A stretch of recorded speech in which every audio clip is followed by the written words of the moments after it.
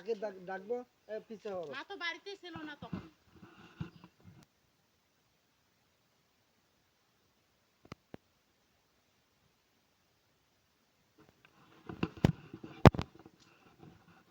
আচ্ছা কাকি, আমরা একটু জানতে চাই, আপনি যে এগুলো লাঠি তারপর ওই যে ছাব্বল নিয়ে কেন দাঁড়ায় আছেন? এগুলো কি কিসের জন্য? এলে মারামারি করছে বাবা, আসিয়া এটা হাতে নিচ্ছে। কে? আমার ছেলে। আপনার ছেলের নাম কি? সুদেব। কেন মারতে আসছে? আমি ওই যে মেয়েটা সংসার ভাঙিয়ে আনছে, কাজিয়া ঝগড়া স্বামীর বাড়িতে নাকছে, সংসার ভাঙিয়ে আনছে 10 বছর হল। 10 বছর থেকে বাবা খোঁজ বোঝ নিছে। হ্যাঁ। এই 1 বছর থেকে খোঁজ নেয় না বাবা, খোঁজ নেয় না। আপনার খোঁজ খবর নেয় না ছেলে? আমি ওর 3টে মেয়ে মানুষ করছি, আমার হাত দিয়ে গুমুখ ধুসি, চাকরি করছে। আমি আজাইয়ের আগে উঠি ভাত আন্দা বাড়ি করি, টেবিলের উপরে থুই জল টল থুইয়ে বাচ্চাকে নিয়ে ওপাশে যাই। এরকম করে 3টে ছেলে মানুষ হয়েছে।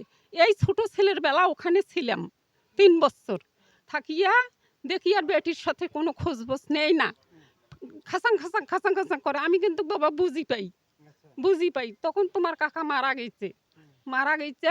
তখন কয়া গেছে বলে বাবা আমি তো বুঝি চলি যাই, তা আমার মেয়েটাকে তোর মাকে এক না বাবা, বাড়ি দেশ জমি দেশ 5 শতক হোক 6 শতক হোক, তোর বোন থাকবে। বাবা ঠিক আছে। বাবা তোর মাক দেখিস।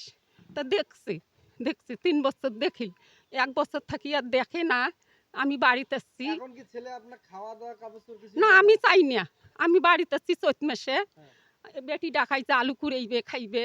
আসছি করছি বলে বাবা আমি বাড়ি যাই। ওই বলে আলু কুড়াইবে, আমি যাই। এখন তো ওজার দিন, বাড়ি যাই। আসছি আলু টালু কুড়ে শেষ হল, পরে যাব। তারপরে দেখি ওই নেসু বাড়ি বেসাইলে তখন আমি কইলাম বলে এখন কেমন করি যাই। তখন নেসুর ডাল আগের কথা বাদ দেন, আজকে কি হয়েছে তখন? আজকে ওই যে বাড়ি করে দিছি বাবা। বাড়ি করে দিয়েছেন দেখি আপনার ছেলে আপনার কি মারতে গেছিল? ওই শনিবারে, গত শনিবারে ও আমাকে আসি মাসে থানা মিটি আসিয়া। হ্যাঁ, গত শনিবারে আপনার?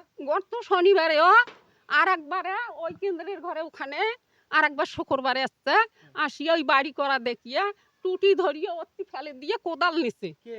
ওই আমার ছেলে। আপনার? হ্যাঁ, আচ্ছা, তারপরে? কোদাল নিছে। হ্যাঁ। মানুষজন সেই রকম পালা হয়েছে, আর পায় নাই। আমার মুখ দিয়ে রক্ত পড়বেন নাকছে, আর পায় নাই।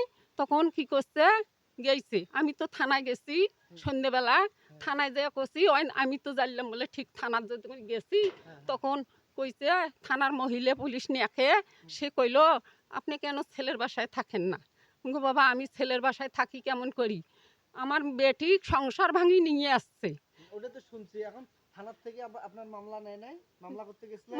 হ্যাঁ, মামলা নেয় নাই? মামলা ডাকি গেছে। পরশুদিন সন্ধ্যেবেলা আসছে বাবা, ইয়ে তো বেলা যায় আসছে, আইসি নাই 2 দিন আইসি নাই।